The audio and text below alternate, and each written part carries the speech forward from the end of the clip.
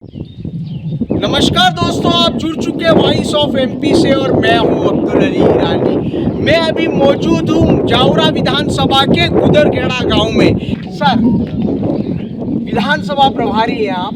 जावरा विधानसभा में सांसद सुधीर जी गुप्ता द्वारा किस तरह के विकास कार्य किए गए हैं? सांसद सुधीर जी गुप्ता ने 2014, 2019 और ये तीसरा चुनाव है 2023, 10 साल का जो इनका कार्यकाल है वो ऐतिहासिक कार्यकाल है। इसके पूर्व में भी हमारे यहाँ से लगातार कई वर्षों तक कांग्रेस के विधायक और कांग्रेस की सरकारें रही, लेकिन हम कांग्रेस के विधायक और सरकारों से इस क्षेत्र के विकास के लिए जो लोगों ने उम्मीद की थी वो उस उम्मीद पर खरे नहीं उतरे। हमारे यहाँ से 2014 के पूर्व लगातार डॉक्टर लक्ष्मीनारायण जी पांडे सांसद रहे थे और कांग्रेस की सरकारों में रह कर के सांसद डॉक्टर पांडे जी ने लगातार इस क्षेत्र के विकास को बढ़ाने का काम किया, लेकिन कांग्रेस की सरकार और कांग्रेस के मंत्रियों ने लगातार इस क्षेत्र के कामों में बाधा अटकाई। लेकिन इस क्षेत्र के जनता ने जब 2014 में देश की जनता के साथ में आशीर्वाद प्रदान किया, मोदी जी की सरकार बनी और मोदी जी की सरकार बनने के बाद आज अगर हम इस क्षेत्र के विकास की बात करें तो हमारे यहाँ पर आप देखेंगे नीचे से 4 लाइन की सड़क है, ऊपर से 8 लाइन की सड़क है, साइड में 2 लाइन की सड़क है, दूसरी साइड में 2 लाइन की सड़क है। ये इनके कार्यकाल का विकास है। यहाँ पर 1 लाइन की रेल पटरी थी, यहाँ पर ब्रॉड गेज की लाइन डॉक्टर पांडे साहब लाए और उसकी डबल लाइन करने का काम सांसद सुधीर गुप्ता जी ने किया है। इलेक्ट्रिक का काम सांसद सुधीर गुप्ता जी ने किया है। इस क्षेत्र के अंदर अनेक ऐसे विकास के काम हैं, यदि उनको बताऊंगा तो बहुत लंबा समय लगेगा।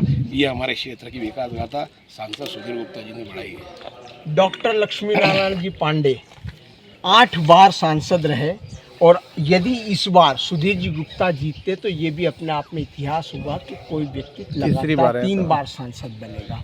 किस तरह की अपेक्षाएं रखते हैं आप? ये हमारा सौभाग्य है कि भारतीय जनता पार्टी से जो भी एक बार चुनकर आता है वो लगातार लंबे समय तक चलता है।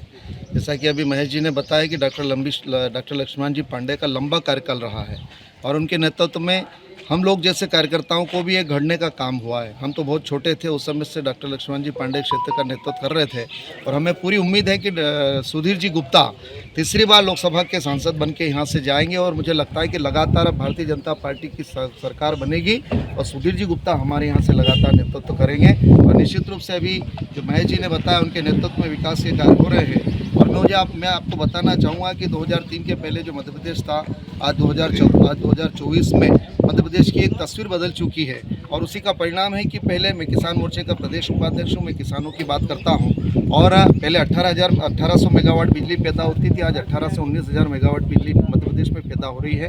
सौर ऊर्जा के माध्यम से और पवन चक्कियों के माध्यम से बिजली इतनी उत्पादन हो रही है कि 1 मिनट के लिए भी हमारी यहाँ बिजली नहीं जाती है। खेती के लिए पहले 2 घंटे बिजली शहरों में आती थी, 3 घंटे बिजली गाँव में आती थी, इस तरह से 2-3 घंटे बिजली दी जाती थी, परंतु आज 10 घंटे बिजली लगातार सिंचाई के लिए मिल रही है और 24 घंटे बिजली गाँव में मिल रही है। और उसी का परिणाम है 10 घंटे बिजली मिलने के कारण आज मध्य प्रदेश की सरकार ने 1 बार नहीं 2 बार नहीं 7 बार कृषि कमांड अवार्ड प्राप्त किया है। आप किसान नेता हैं, वादा था 2022 तक किसानों की आय दुगना हो जाएगी। देखिए मेरी बात सुनिए, किसानों की आय दुगनी हो चुकी है। आज मुझे कहते हुए गर्व होता है कि लहसुन जो है हमारी 28 से 30,000 और 45,000 रुपये क्विंटल बिक रही है। किसानों ने कभी सपने में भी नहीं सोचा था कि एक समय कांग्रेस की सरकार में हमें प्याज को लहसुन को सड़कों पर फेंका जाता था, परंतु आज प्याज के भाव भी अगर देखें तो 2 से 2,500 के भाव है और लहसुन हमारी 40 से 45,000 रुपये क्विंटल बिक रही है। डॉलर चना हमारा 10 से 12,000 क्विंटल बिक रहा है। ये आय दुगनी नहीं है। किसानों के बारे में क्या कहें? अफीम किसान हमारे क्षेत्र में काफ़ी कम पट्टे हैं और मैं तो कहता हूं कि हमारे सुधीर जी गुप्ता ने अफीम किसानों के लिए बहुत कुछ किया है और उसी का परिणाम है कि आज मंदसौर संसदीय क्षेत्र में जितने भी अफीम किसान पट्टे हैं वो आज सुखी हैं। आपकी सोच सुधीर जी गुप्ता की कार्य प्रणाली और कार्यशैली को लेकर क्या है? माननीय सांसद सुधीर गुप्ता जब से 2014 से सांसद बने जावरा की तस्वीर पलट दी है। उन्होंने 1 लाख करोड़ का रोड 8 लेन रोड जो पूरा जाना पड़ता था 3 घंटे लगते थे वो हम 1 घंटे में पहुँचते हैं, दाहोद 1 घंटे में पहुँचते हैं और विकास की गाथा लिखी है माननीय सुधीर गुप्ता जी ने। डबल लाइन सारी ट्रेनें यहाँ रुकने लगी है। भविष्य में कोई भी काम माननीय सुधीर गुप्ता के नेतृत्व में बाकी नहीं। क्या उम्मीद करते हैं, किस तरह के रिजल्ट की अपेक्षा करते हैं? माननीय सुधीर गुप्ता जी का विजन बहुत बड़ा है और हमारे देश के सर्वश्रेष्ठ सांसद रहे हैं और उनका विजन इतना बड़ा है कि वो 1 लाख करोड़ की रोड और ऐसे बड़े बड़े काम लाए हैं। अभी हम किसानों को 1 लाख पट्टे दे दिए हैं। निश्चित रूप से हम गर्व करते हैं हमारे माननीय सांसद सुधीर गुप्ता पर। मैं रिजल्ट की बात पूछ रहा हूँ। रिजल्ट हम 70,000 वोट से जावरा विधानसभा से जीतेंगे। यानी विधानसभा से 3 गुना मार्जिन से जीतेंगे और कांग्रेस का सफाया हो जाएगा। क्या बात करेंगे? हाँ, आप? नाना लाल जी से बात करो आप। अपने चुनाव प्रचार जो चल रहा है, जिस तरीके से चल रहा है, चुनाव प्रचार के अभियान को लेकर आप किस तरह से लोगों के सामने लोगों का प्यार आप लोगों के लिए आ रहा है? बस लगातार हम हमारे लोकप्रिय सांसद सुधीर जी गुप्ता के इस मंडल के पूरे दौरे में आज गांव-गांव भ्रमण कर रहे हैं।